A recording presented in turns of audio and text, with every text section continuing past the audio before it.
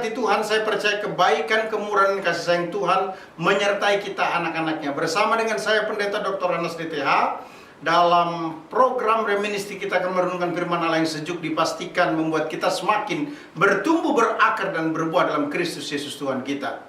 Saya sudah menyampaikan di sesi pertama bahwa spiritualitas atau kerohanian yang dewasa berdasarkan 1 Petrus 4 ayat 7 sampai dengan 8 ditunjukkan dengan dua hal. Yang pertama, selalu berdoa dengan sungguh-sungguh. Yang kedua, selalu mengasihi dengan sungguh-sungguh.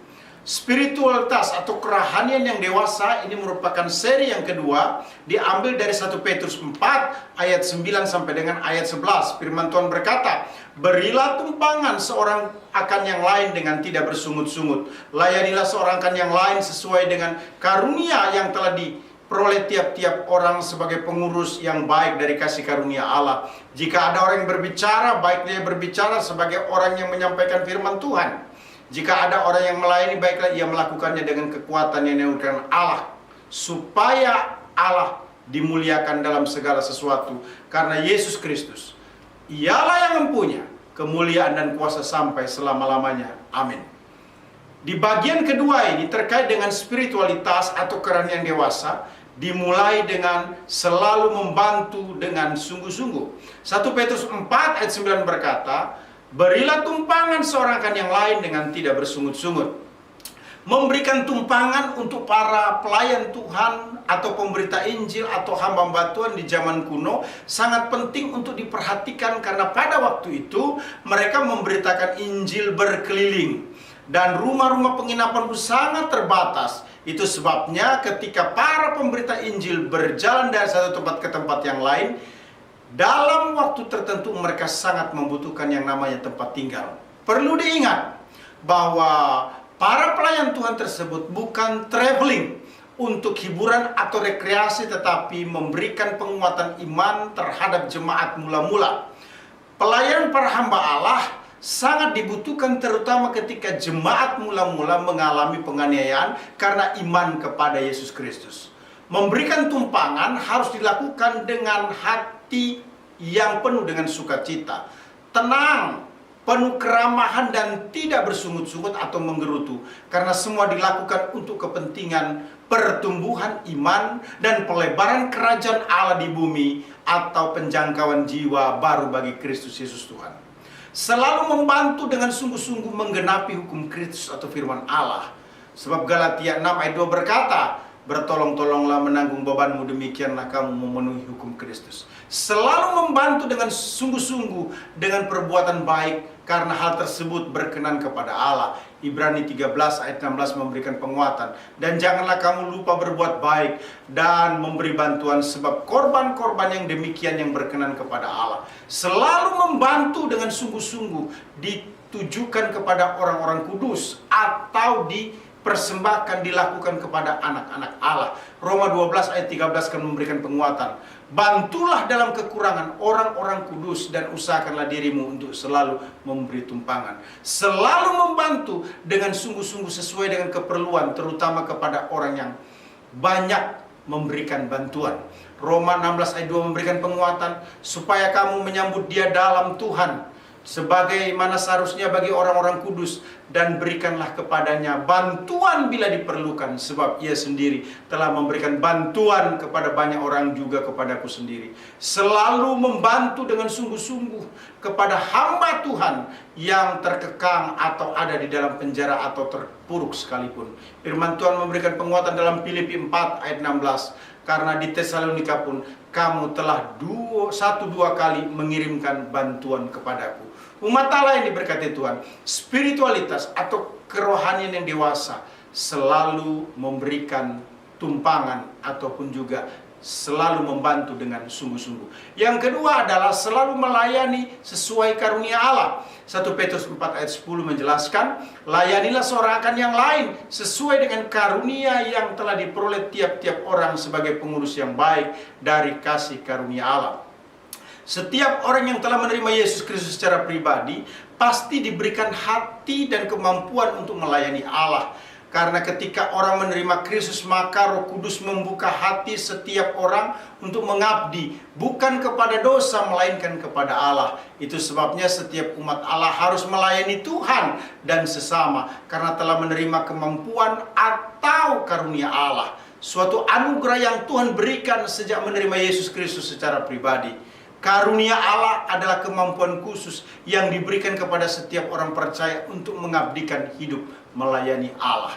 Melayani sesuai karunia Allah merupakan berkat rohani yang harus digunakan untuk membangun kerohanian diri sendiri dan membangun seluruh umat Allah atau tubuh Kristus.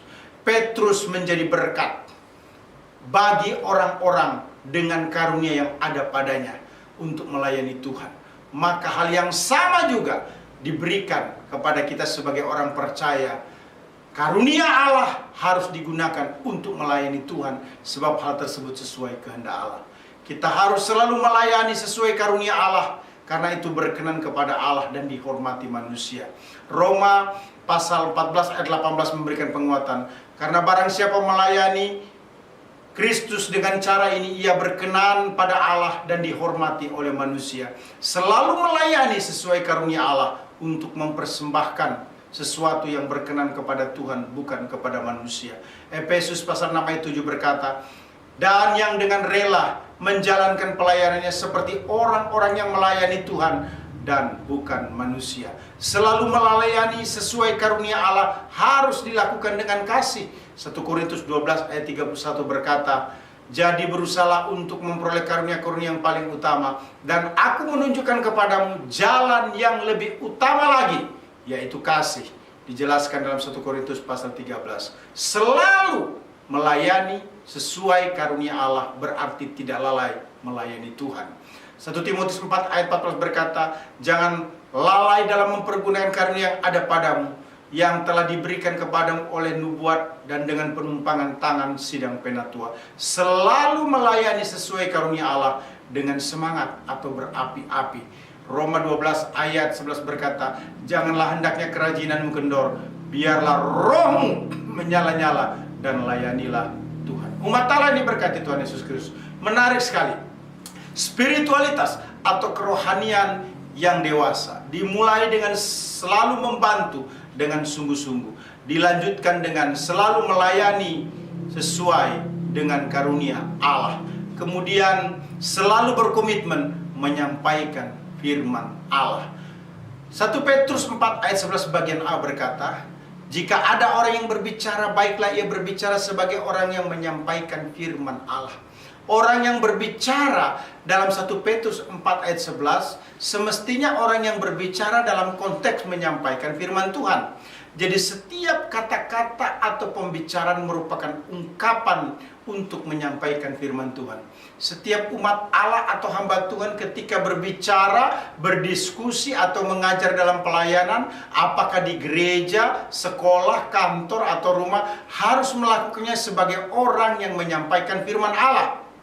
Berbicara yang menyimpang dari firman Allah akan merusak kerohanian pendengar dan penyampai berita itu sendiri. Itu sebabnya pembicaraan harus fokus pada firman Allah. Yang dimaksudkan adalah harus dilakukan, yaitu berbicara sesuai dengan firman Allah. Karena firman Allah adalah kebenaran Allah yang murni. Amsal 30 ayat 5 berkata, semua firman Allah adalah murni, ia adalah perisai bagi orang-orang yang berlindung padanya. Pemberitaan firman Allah harus berfokuskan pada Injil, tidak boleh menyimpang. Sebab Galatia 1 ayat 6 berkata, aku heran bahwa kamu begitu lekas berbalik daripada Dia yang oleh kasih karunia Kristus telah memanggil kamu dan mengikuti suatu Injil lain. Jadi pemberitaan firman Tuhan yang tidak menjadikan keselamatan adalah anugerah atau lepas dari anugerah Yesus Kristus merupakan kesesatan. Metode dalam menyampaikan firman Allah harus dengan persiapan yang matang atau sungguh-sungguh dan menjadi berkat. Selalu menyampaikan firman Allah dengan kekuatan Roh Kudus. Mengapa? Karena 1 Petrus 1 ayat 12 memberikan perintah akan hal tersebut. Kepada mereka telah dinyatakan bahwa mereka bukan melayani diri mereka sendiri, tetapi melayani kamu. dengan segala sesuatu yang telah diberitakan sekarang kepada kamu dengan perantaran kami, yang oleh Roh Kudus yang diutus dari sorga menyampaikan berita Injil kepada kamu, yaitu hal-hal yang ingin diketahui oleh malaikat-malaikat. Selalu berkomitmen menyampaikan firman Allah dengan ajaran yang sehat atau yang benar. Titus 2 ayat 1 memberikan penguatan. Tetapi engkau beritakanlah apa yang sesuai dengan ajaran yang sehat. Selalu berkomitmen menyampaikan firman Allah setiap saat dengan sabar dan mendidik. 2 Timotius 4 ayat yang kedua berkata, beritakanlah firman, siap sedialah baik atau tidak baik waktunya. Nyatakanlah apa yang salah, tegurlah dan nasihatilah dengan segala kesabaran dan pengajaran. Selalu berkomitmen menyampaikan firman Allah dengan kewibawaan agar tidak diremehkan.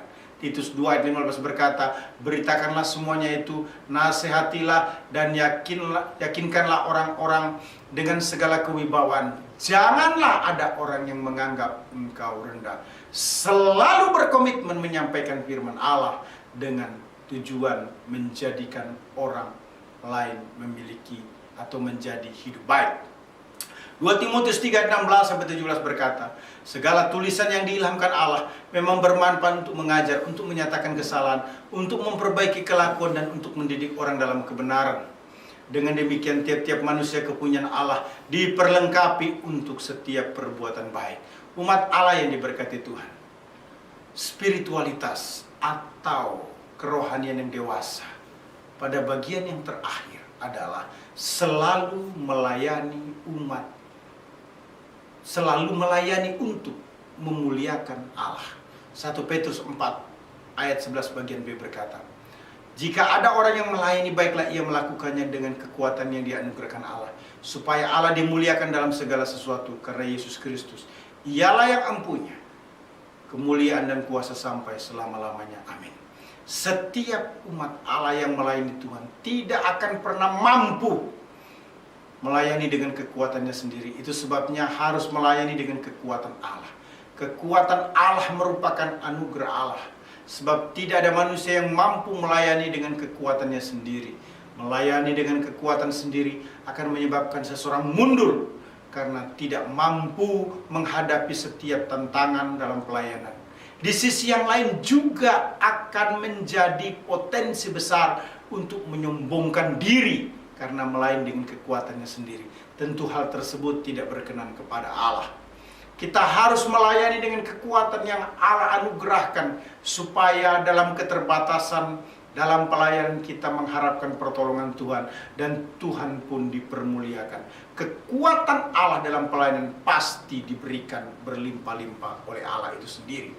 Tujuan akhir dari setiap pelayanan umatnya adalah supaya Allah dipermuliakan dalam segala sesuatu, karena kita melayani berfokus untuk mengabdikan hidup kepada Yesus Kristus Sang Juru Selamat. Itulah sebabnya semua pelayanan hanya untuk kemuliaan Tuhan. Selalu melayani untuk memuliakan Allah selama-lamanya, karena segala sesuatunya dari Tuhan.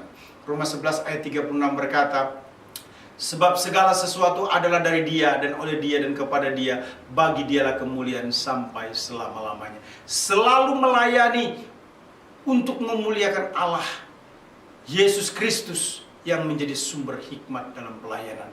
Roma 16 ayat 27 berkata, bagi Dia satu-satunya Allah yang penuh hikmat, oleh Yesus Kristus segala kemuliaan sampai selama-lamanya. Selalu melayani untuk memuliakan Allah melalui tubuh yang Tuhan berikan. 1 Korintus 6 ayat 20 berkata, sebab kamu telah dibeli dan harganya telah lunas dibayar. Karena itu muliakanlah Allah dengan tubuh. Selalu melayani Allah untuk memuliakan Allah seumur hidup selagi masih bisa. Mazmur 146 ayat 2 berkata, aku hendak memuliakan Tuhan selama aku hidup, dan bermazmur bagi Allahku selagi aku ada. Selalu melayani Tuhan untuk memuliakan Allah dengan sungguh-sungguh atau segenap hati. Mazmur 103 ayat 1 berkata, dari Daud, pujilah Tuhan, hai jiwaku, pujilah namanya yang kudus, hai segenap batinku. Spiritualitas atau kerohanian yang dewasa berdasarkan 1 Petrus 4 ayat 9 sampai 11 ditunjukkan dengan selalu membantu dengan sungguh-sungguh, selalu melayani sesuai karunia Allah, selalu berkomitmen menyampaikan firman Allah, selalu melayani untuk memuliakan Allah. Umat Allah ini berkati Tuhan. Spiritualitas atau kerohanian yang dewasa berdasarkan 1 Petrus 4 ayat 7 sampai dengan 11 ditunjukkan dengan setidaknya 5 hal. Pertama, selalu berdoa dengan sungguh-sungguh. Kedua, selalu mengasihi dengan sungguh-sungguh. Ketiga, selalu membantu dengan sungguh-sungguh. Keempat, selalu melayani sesuai karunia Allah. Kelima, selalu berkomitmen menyampaikan firman Allah. Yang keenam, selalu melayani untuk memuliakan Allah. 6 hal ini terlihat dalam kehidupan kita. Hormat, pujian, dan kuasa selama-lamanya bagi Kristus Yesus Tuhan kita. Immanuel. Amin.